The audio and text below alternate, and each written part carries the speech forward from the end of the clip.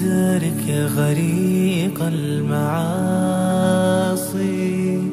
ومن عليه بلطف يفضي بي لخلاصي. يا أخي ذنبي النواصي أدرك غريق المعاصي ومن عليه بلطف يفضي بي لخلاصي.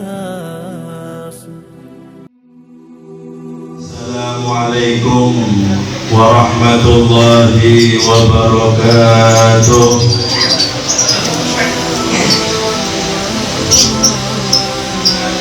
نحمد الله حمد الشاكرين ونؤمن بها إيمان موقنين ونقر بوحدانيته إقرار الصادقين ونشهد أن لا إله إلا الله رب العالمين ومكلف الجن والإنس والملائكة المقربين. اللهم صل وسلم وبارك وكرم على سيدنا وحبيبنا وشفيعنا ونور قلوبنا محمد وعلى آله وصحبه الطيبين الطاهرين. أما بعد. Kang kula hormati sedaya para kiai, para asatidz, para sesepuh, para tokoh masyarakat yang tidak saya sebut namanya satu persatu tanpa mengurangi rasa hormat saya kepada mereka semua. Begitu pula keluarga besar daripada almarhum al-maghfurlah Al-Hajj Muhammad Fazil, anak-anak beliau, menantu-menantu beliau, dan semua keluarga besar beliau, dan juga tidak saya sebut namanya satu persatu dan mengurangi rasa hormat saya kepada mereka semua. Dan tentunya kita semua berkumpul di majelis yang mulia ini atas niat daripada Sahibul Bait, anak-anak almarhum, supaya kita semua bersama-sama mengamalkan amal ibadah untuk dihadiahkan pahalanya kepada almarhum. Mudah-mudahan Allah Subhanahu wa ta'ala sampaikan apa yang kita baca kepada beliau. Amin Allahumma amin ya rabbal.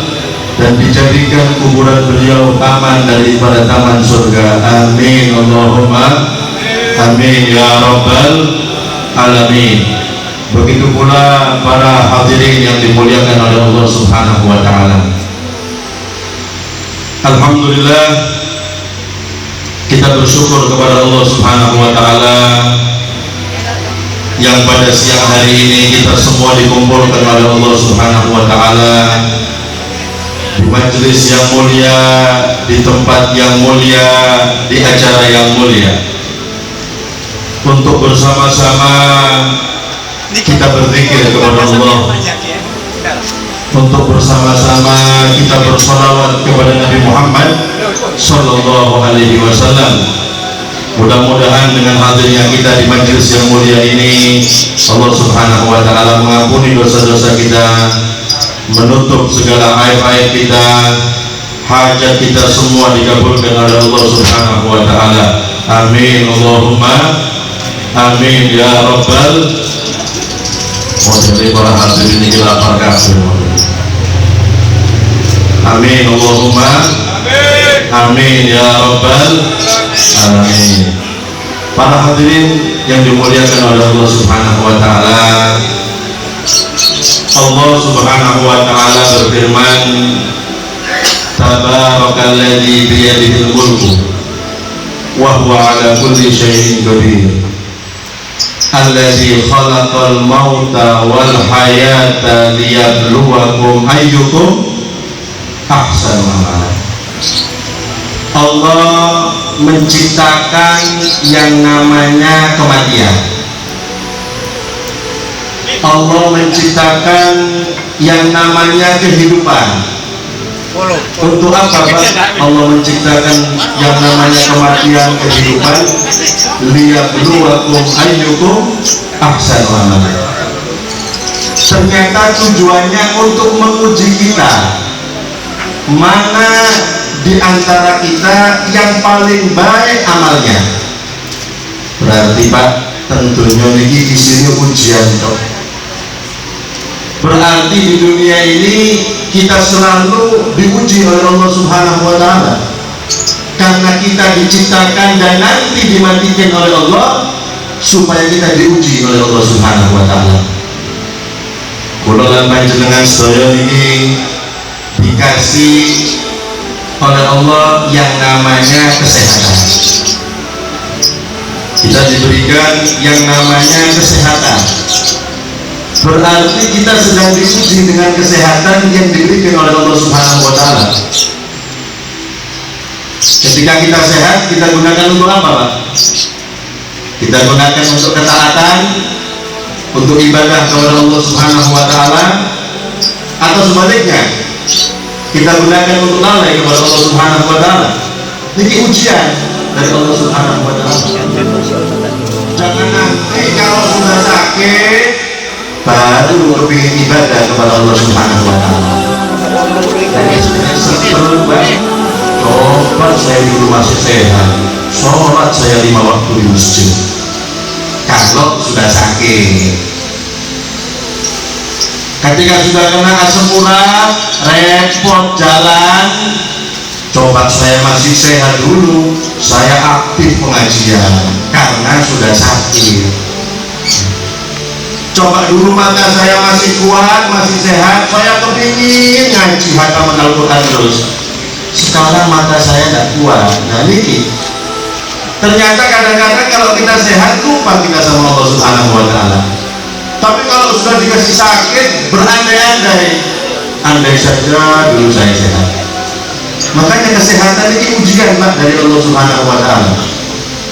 Makanya Sayyidina Isa alaihissalam, beliau pernah mengatakan, kam min wajhin sabih wa lisanin fasih wa jasadin sahih ghadan minan nari fi jahannam yasih, kata beliau. Berapa banyak, kata Sayyidina Isa, orang yang mukanya ganteng Pak, boten elek. Kalau ngomong enak omongannya, kalau berbicara diatur enak kalau didengarkan, jasadnya sehat, kuat Pak. Tapi ternyata kata beliau, nanti ternyata orang semacam ini masuk di kubur, masuk neraka, dan dia teriak-teriak di neraka, diazab oleh Allah Subhanahu wa Ta'ala. Waliyadzubillah. Oleh karenanya kesehatan kita ini ujian dari Allah Subhanahu wa Ta'ala. Jangan sampai kalau sudah dicabut kesehatan kita baru kepingin ibadah sama Allah Subhanahu wa Ta'ala. Begitu pula kadang-kadang kita miliki harta yang kita miliki itu juga ujian dari Allah Subhanahu wa Ta'ala. Kita gunakan apa harta kita itu? Jangan-jangan harta ditimbun, nanti kalau sudah mati anak kita yang menikmati. Kalau dikasih anak yang soleh, bisa mengadakan seperti ini Pak, mengundang kita semua untuk beribadah, dihadiahkan pahalanya untuk kita. Tapi kalau waliyadzubillah anaknya nggak soleh, meninggalkan harta banyak, dibuat maksiat sama anaknya, yang bermaksiat anak yang diadab kita di kuburan waliyadzubillah. Makanya Rasulullah pernah mengatakan, yaqulu ibnu Adam mali. Manusia itu selalu mengatakan hartaku. Oh, ini rumahku, itu mobil saya, itu toko saya, itu aset saya. Apa kata Nabi? Aina malu, mana harta kalian, kata Rasulullah. maka alladzi akaltahu fa'afnai. Kalian kepingin tahu kata Rasulullah harta kalian? Harta kalian itu harta yang kalian makan sampai habis. Itu harta kalian kata Rasulullah. Au labistahu fa'ablai, atau pakaian yang kita pakai sampai rusak dibuang, itu harta kalian. Au tasaddaqtahu fa'amdai, atau harta kalian gunakan untuk sedekah, nyumbang masjid, nyumbang pondok pesantren, menyantuni anak yatim, fakir miskin, itu harta kalian kata Rasulullah. Adapun yang lainnya itu bukan harta kalian, tapi harta untuk ahli waris kalian kata Nabi Muhammad Sallallahu Alaihi Wasallam. Oleh karenanya kadang-kadang manusia itu kata Nabi lebih senang mencintai hartanya orang lain daripada hartanya sendiri. Ya tadi itu harta yang ditinggalkan untuk anak-anaknya dan untuk keluarganya. Mudah-mudahan kita semua diberi rezeki yang barokah, yang halal, yang bisa disalurkan kepada ketaatan-ketaatan. Amin Allahumma amin ya rabbal alamin. Kapan kalau sudah lulus ujian, Pak? Maka sebagaimana firman Allah Subhanahu wa taala, man amila sholihan min dzakarin aw untha wa huwa mu'minun falanuhyiyannahu hayatan thayyibah wa lanajziyannahum ajrahum bi ahsani ma kanu ya'malun. Orang kalau sudah tahu dunia ini ujian, kemudian dia mengisi harinya untuk amal-amal soleh, diisi untuk ibadah, diisi untuk mendekatkan dirinya kepada Allah Subhanahu wa taala, mau dari laki-laki atau perempuan, dalam keadaan beriman kepada Allah Subhanahu wa taala, apa janji Allah? Falanuhyiyannahu hayatan thayyibah. Maka pasti Allah Subhanahu wa taala akan memberikan kepadanya kehidupan yang enak, kehidupan yang tenang, kehidupan yang membahagiakan. Nah, sampai di situ dibalas oleh Allah Subhanahu wa taala dengan mendapatkan pahala yang lebih baik daripada apa yang mereka kerjakan, daripada amalan-amalan soleh. Ini orang yang tahu, orang yang sadar kalau dunia itu cobaan. Nabi Musa alaihissalam, Nabi Musa ini pernah bingung, Pak. Bingung. Manusia itu diciptakan oleh Allah, sudah diciptakan, ditumbuhkan oleh Allah Subhanahu wa taala, dikasih makan, ternyata nantinya mereka dimasukkan neraka. Nabi Musa ini bingung. Nabi Musa bingung. Allah yang menciptakan, Allah yang memberikan makan, sampai tumbuh, dikasih rumah sama Allah, dikasih kendaraan, dikasih kenikmatan, ternyata nanti sebagian manusia ada yang dimasukkan ke dalam neraka. Jadi Nabi Musa ini bingung, sehingga kebingungannya ditanyakan langsung oleh Allah Subhanahu wa taala. Ya Rabb, khalaqtal khalqa biqudratik. Ya Allah, Engkau menciptakan makhluk-makhluk ini dengan takdirmu ya Allah. Wa rabbaitahum bi ni'amik. Nanti makhluk ini Engkau tumbuhkan dengan Engkau kasih nikmat, kasih makan, tumbuh dewasa. Tsumma ja'altahum yaumal qiyamati finnar. Nanti ya Allah, mereka di hari kiamat Engkau masukkan ke neraka. Bingung Nabi Musa ini. Diciptakan, dikasih makan, dilebur neraka. Bingung Nabi Musa. Maka Nabi Musa diperintahkan oleh Allah, bukan dijawab nih kali Gusti Allah, tapi diperintahkan, ya Musa izraq zar'an.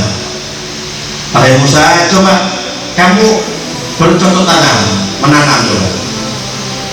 Namanya Nabi, Pak, apapun perintah Allah dilaksanakan, meskipun belum dijawab, tapi Allah memerintahkan untuk menanam Nabi Musa. Sudah waktu panen, dipanen sama Nabi Musa. Tanaman yang ditanam dipanen. Ketika dipanen, Allah bertanya kepada Nabi Musa, "Madza fa'alta ya Musa?" Musa, apa yang kamu lakukan itu wahai Musa? Hasadtuhu ya Rabb. Aku panen sekarang, waktunya memanen. Maka Allah bertanya kepada Nabi Musa, "Hal tarakta minhu syai'an?"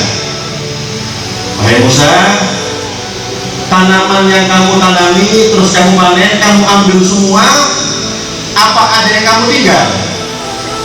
Maka Nabi Musa menjawab, "Taraktu ma la khayra fihi." Ya Allah, yang jelek ya saya buang, yang elek yang dibuang. Maka apa kata Allah Subhanahu wa taala?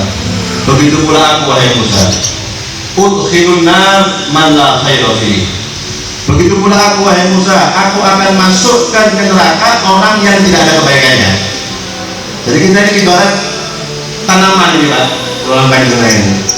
Oh bagus, masuk surga. Elek, jangan merokok. Ibarat tanaman gitu ya.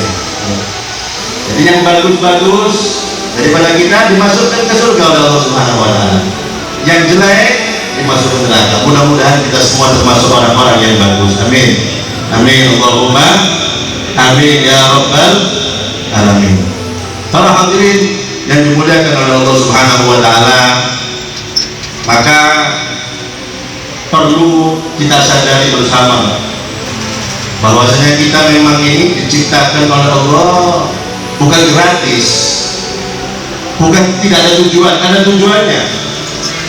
Afa hasibtum annama khalaqnakum abatha wa annakum ilaina la turja'un? Apakah kalian mengira wahai manusia, kami Allah menciptakan kalian begitu saja tanpa maksud? Dan apakah kalian mengira kalian semua tidak akan dikembalikan kepada kami? Kata Allah Subhanahu wa taala. Kita semua akan dikembalikan kepada Allah Subhanahu wa taala dan akan dimintai pertanggungjawab daripada apa yang Allah berikan kepada kita. Tsumma latus'alunna yauma idzin 'anil na'im. Pasti semua dari kita akan dimintai pertanggungjawaban oleh Allah Subhanahu wa taala dari apa yang Allah berikan kepada kita.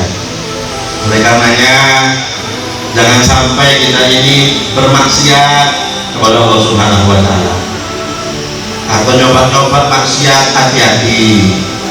Kadang-kadang kemaksiatan meskipun sepele itu bisa menyebabkan orang masuk ke dalam neraka waliyadzubillah. Niki wonten pesan daripada Al-Imam Ali Zainal Abidin bin Husain bin Ali bin Abi Thalib. Beliau memberikan pesannya seperti ini. Innallaha khabba'a thalathan fi thalathin. Beliau mengatakan sesungguhnya Allah menyembunyikan 3 perkara di dalam 3 perkara. Allah menyembunyikan 3 perkara di dalam 3 perkara. Yang pertama kata beliau, khabba'a ridahu fi ta'atih. Allah itu menyembunyikan keridhoannya di dalam perbuatan taat kepada Allah Subhanahu wa taala. Allah menyembunyikan keridhoannya di dalam perbuatan taat kepada Allah. Maka nasihat beliau, fala tahqiru min ta'atihi syai'an fala alla ridhahu fiha. Jangan sekali-kali kalian meremehkan satu ketaatan apapun, siapa tahu di dalamnya itu ada keridhaan Allah Subhanahu wa taala. Contoh ini Pak, Al-Imam Ghazali radhiyallahu anhu. Siapa Pak yang tidak kenal Imam Ghazali ini? Siapa yang tidak kenal beliau Imam Ghazali? Ulama yang terkenal dengan kecerdasannya, karya-karyanya yang sangat banyak dan dibaca di mana-mana. Ibadahnya luar biasa, ilmunya luar biasa, semuanya luar biasa. Kitab-kitabnya dibaca di seluruh dunia Islam. Tapi kita lihat disebutkan dalam kitab Faidul Qadir, seseorang melihat Imam Ghazali di dalam mimpinya. Setelah beliau meninggal dunia, ada yang melihat Imam Ghazali. Mungkin salah satu santrinya melihat beliau atau temannya. Maka ketika di mimpi bertanya sama Imam Ghazali, wahai Ghazali, apa yang Allah lakukan kepadamu? Penasaran Pak Ghazali, nggak sembarangan, Hujjatul Islam. Penasaran, tanya, apa yang Allah lakukan kepadamu? Maka dijawab sama Imam Ghazali, Al-Ghafani baina yadai, aku dihadapkan di hadapan Allah Subhanahu wa Ta'ala. Kemudian Allah bertanya kepadaku, bima jidani ya Ghazali, wahai Ghazali, kamu datang kepada aku ini dengan apa? Menghadap Allah dengan membawakan orang apa?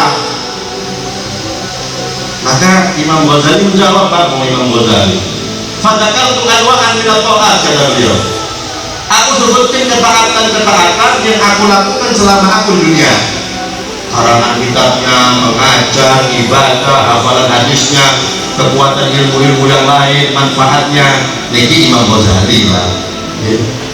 Nanti pulang panjenengan kita tahu ya. Kamu menghadap bawa apa kamu? Sholat 5 waktu ya jarang. Kadang-kadang sholat tahajud gak pernah. Baca Al-Quran dengan Ramadan itu udah hatam-hatam. Berapa kali kita istighfar kepada Allah? Berapa ribu rakaat kita sudah sholat sunnah? Berapa kali hatam Al-Quran keluar panjenengan ini? Ini Ghazali bisa dijawab. Ibadahnya malam tidak tidur, ibadah belum ngarang kitabnya dan lain sebagainya. Tapi ternyata apa kata Allah Subhanahu wa Ta'ala? Ma gobiltu minha syai'an. Wahai Ghazali, yang kamu sebutkan tadi itu, dari ketaatan-ketaatan selama kamu hidup, ya sholat, ya ibadah, ya ngaji, ya ngarang kitab, ya belajar, aku sama sekali tidak menerima itu semua. Ternyata nggak diterima, Pak. Karangan kitab yang luar biasa sampai manfaat tidak diterima oleh Allah Subhanahu wa Ta'ala. Sholat tahajudnya setiap malam tidak diterima, puasanya tidak diterima, padahal sekelas. Kemudian Allah mengatakan, lakin jelas taktub, dulu wahai Ghazali, kamu pernah mengarang kitab. Fawaqa'at dubabatun alal qalam fataraktaha tashrab bil hijr rahmatan laha. Kamu pernah wahai Ghazali ketika kamu mengarang kitab, tahu-tahu hingga lalat, lalu Pak, bukan binatang yang seperti kambing, kucing, lalu ini biasanya mencok di tempat-tempat yang kotor. Tapi Imam Ghazali rahmat, berhenti menulis, mengambil tintanya supaya lalat ini minum dari tintanya. Bersuara, diminum, terbang lagi lalat, diteruskan tulisnya sampai Ghazali. Apa kata Allah? Wahai Ghazali, fakama rohamtaha rohamtuh. Wahai Ghazali, sebagaimana kamu merahmati itu lalat, maka aku Allah merahmatimu. Ini gitu Pak. Ternyata masuk surga bukan karena ibadahnya, bukan karena ilmunya, bukan karena ibadah-ibadahnya lain. Ternyata rahmat beliau dengan seekor lalat. Makanya persis yang dikatakan tadi oleh beliau Al-Imam Ali Zainal Abidin, jangan sekali-kali kita meremehkan ketaatan. Oh sunat kok ayo, oh cuma bukan wajib ayo. Siapa tahu di dalamnya nanti ada kebutuhan Allah yang dapat memasukkan kita ke surga Allah Subhanahu wa Ta'ala. Maka nasihat beliau, fala tahqiru min maksiati syai'an fala ala suhtahu fiha. Jangan sekali-kali kalian meremehkan satu maksiat, siapa tahu di dalamnya ada kemurkaan Allah yang bisa memasukkan kita ke neraka Allah wa jannah. Sekali-kali maksiat, mulai obat lah. Ternyata di dalamnya ada kemurkaan Allah, neraka. Kita lihat sebagai pelajaran, makhluk Allah yang bernama iblis Iblis itu sebagaimana diriwayatkan oleh Imam Ghazali, bukan sembarangan Pak Iblis juga. Ruya anak Iblis abadallaha tama'ina alfana. Iblis itu dulu ibadah kepada Allah selama 80.000 tahun. Iblis itu ibadahnya bukan setahun 2 tahun, 80.000 tahun. Ini ibadah Iblis. Falam yatruk mawdi aqdamin illa wasajada sajdatan ini. Tidak melangkahkan langkahnya Iblis kecuali sujud. Iblis itu tidak melangkahkan sujud. Jalan titik sujud ibadah, melangkahkan langkahnya sujud Iblis. Jadi bumi itu sebagai sujud dari Iblis. Itu Iblis. Ya. Tapi apa kata beliau? Fataraka amran wahidan. Sekali saja Iblis ini, sekali saja meninggalkan perintah Allah Subhanahu wa Ta'ala. Diperintahkan sujud kepada Nabi Adam, tidak mau. Padahal maksud sujud ini Pak, menurut ulama tafsir, bukan sujud seperti kita sholat, boten. Tidak boleh Pak, itu khusus kepada Allah Subhanahu wa Ta'ala. Maksudnya menundukkan kepala toh, memberikan penghormatan kepada Nabi Adam. Jadi yang dimaksud sujud yang diperintahkan oleh Allah kepada malaikat dan iblis kepada Nabi Adam itu cuma menundukkan kepala, memberikan penghormatan kepada Nabi Adam. Betul, tak betul iblis, tak mau. Sekali saja nyoba-nyoba maksiat sama Allah Subhanahu wa Ta'ala, dampaknya dilaknat sampai hari kiamat. Fataradahu an rahmatihi wa la'anahu ila yaumiddin. Dilaknat terus dari rahmat Allah dan dilaknat sampai hari kiamat. Jadi ibadah 80.000 tahun. Dan itu menjelaskan ini. Ibadah berapa tahun Pak? Berapa kali kita sholat? Lu macam-macam Pak. Jangan macam-macam iblis yang seperti itu. Dampaknya dilaknat sampai hari kiamat. Padahal sebelumnya ibadahnya 80.000 tahun. Apalagi kita yang ibadahnya tidak ada apa-apanya. Oleh karenanya itu yang ditakutkan oleh orang-orang yang dekat kepada Allah Subhanahu wa Ta'ala. Itu yang ditakutkan oleh orang-orang soleh. Sudah ibadah lama, takutnya nanti suul khotimah. Padahal sudah ibadah. Lu apalagi yang jarang ibadah? Cerita Sayyidina Umar bin Khattab. Sayyidina Umar ini dijamin surga dari Kanjeng Nabi, termasuk sahabat yang diberi kabar gembira masuk surga. Ini Sayyidina Umar bin Khattab, Khalifatu Rasulullah Amirul Mukminin. Pernah ketika Rasulullah Shallallahu Alaihi Wasallam, anak beliau yang bernama Ibrahim wafat, meninggal dunia, sahabat-sahabat bersama Nabi kumpul ikut memakamkan anak Nabi yang bernama Ibrahim ini. Nabi bersedih karena memang anaknya, dengan sedih yang wajar, sudah ditinggal anak. Sayyidina Umar menyaksikan Rasulullah sedih.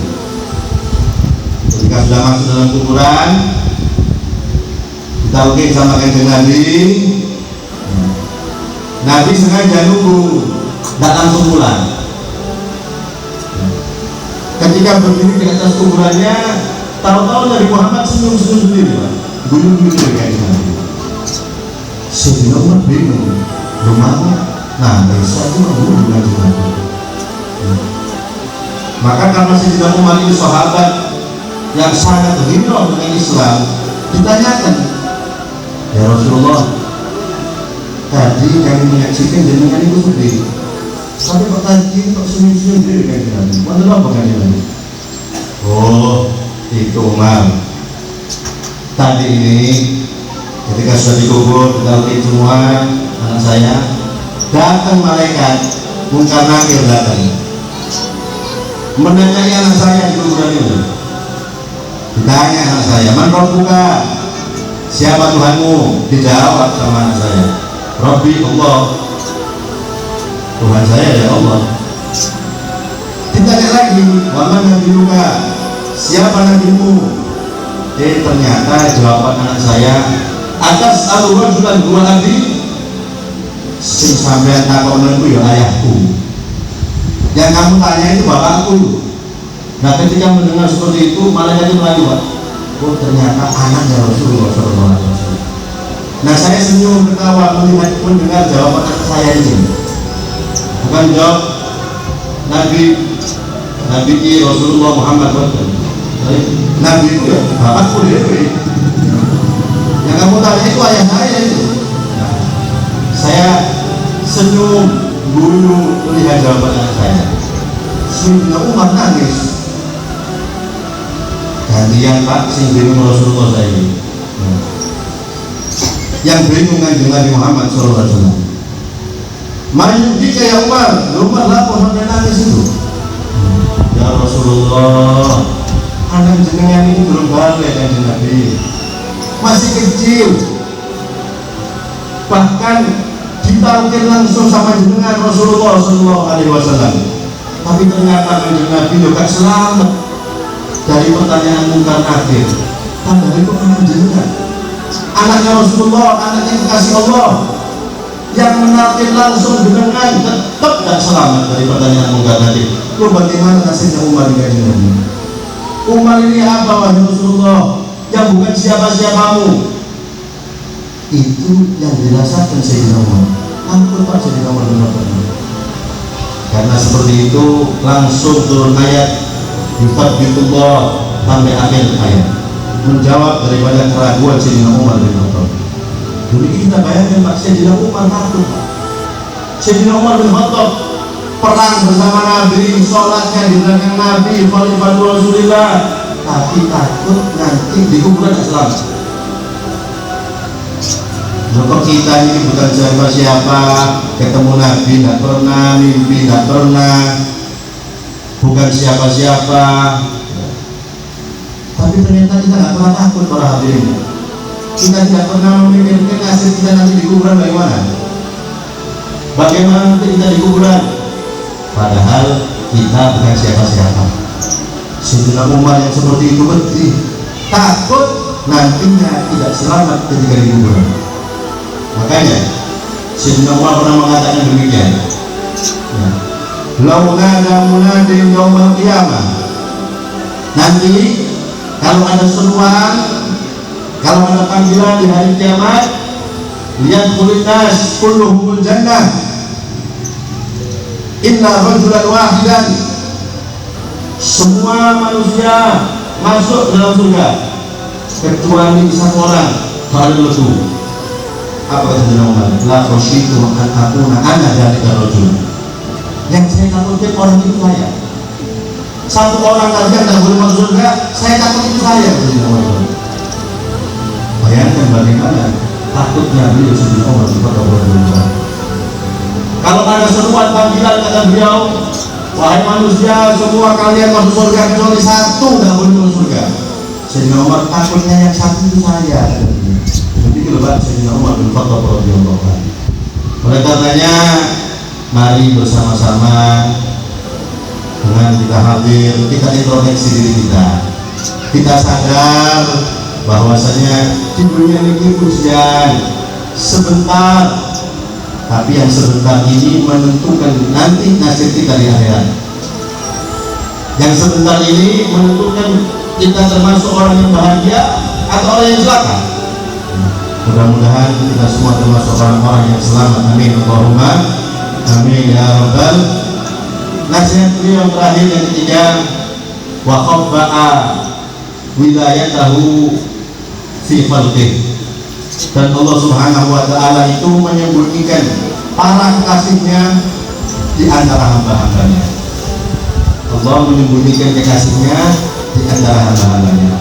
Maka nasihat beliau, fala tahqiru min ibadihi ahadan fala'alla waliyulillah, fala'alla waliyulillah. Jangan sekali-kali kalian itu meremehkan satu daripada hamba-hamba Allah.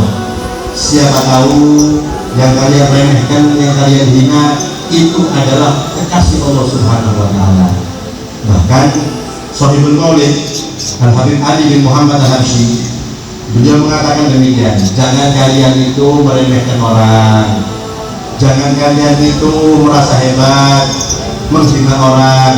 Nanti siapa tahu ternyata orang yang kalian remehkan, orang yang kalian hina itu justru nanti orang itu yang memberi syafaat kalian masuk ke surga Allah Subhanahu wa Ta'ala. Ternyata orang yang kita hina, kita rendahkan, kita remehkan di dunia, dia termasuk orang yang dekat sama Allah, diizinkan untuk memberi syafaat, termasuk kita masuk surga karena syafaat orang yang kita remehkan di dunia. Jadi jangan sampai kita meremehkan siapapun daripada makhluk-makhluknya Allah, hamba-hamba Allah Subhanahu wa Ta'ala. Mudah-mudahan kita termasuk orang yang selalu bersyukur. Amin Allahumma amin ya rabbal alamin. Oleh karenanya para hadirin yang dimuliakan oleh Allah Subhanahu wa Ta'ala, acara semacam ini acara yang sangat dianjurkan.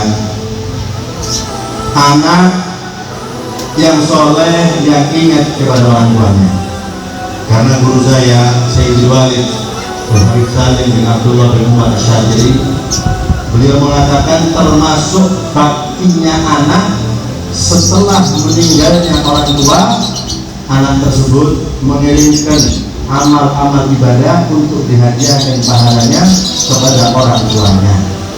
Alhamdulillah, anak daripada almarhum Al-Haj Muhammad Wazir termasuk anak-anak yang soleh.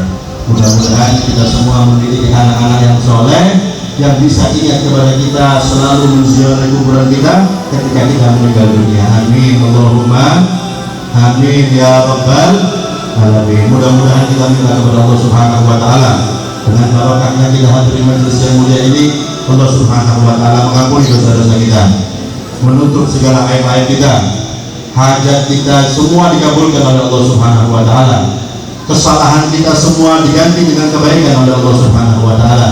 Dan mudah-mudahan anak-anak kita menjadikan anak-anak yang soleh dan solehah, anak-anak yang berjalan di jalan Nabi Muhammad SAW, anak-anak yang bisa kita banggakan di hadapan Nabi Muhammad SAW. Dan mudah-mudahan sahibul haul selalu mendapatkan rahmat dari Allah Subhanahu wa Ta'ala, diterangi kuburannya oleh Allah Subhanahu wa Ta'ala, dan dijadikan kuburannya taman daripada taman-taman surga. Begitu pula orang tua kita yang sudah meninggal, Allah Subhanahu wa Ta'ala mengampuni mereka dan menjadikan kuburan mereka taman dari taman surga. Amin Allahumma amin ya rabbal. Dan mudah-mudahan kelak di akhirat kita semua mendapatkan syafaat Nabi Muhammad sallallahu alaihi wasallam. Kita dapat minum telaga langsung dari tangan Nabi Muhammad sallallahu alaihi wasallam. Kita melewati sirat dituntunkan kepada Rasulullah sallallahu alaihi wasallam, dan di surga kita semua dikumpulkan dengan Nabi Muhammad sallallahu alaihi wasallam. Amin Allahumma amin ya rabbal alamin. Kurang lebihnya saya mohon maaf. Wabillahi taufiq. Wassalamualaikum warahmatullahi wabarakatuh.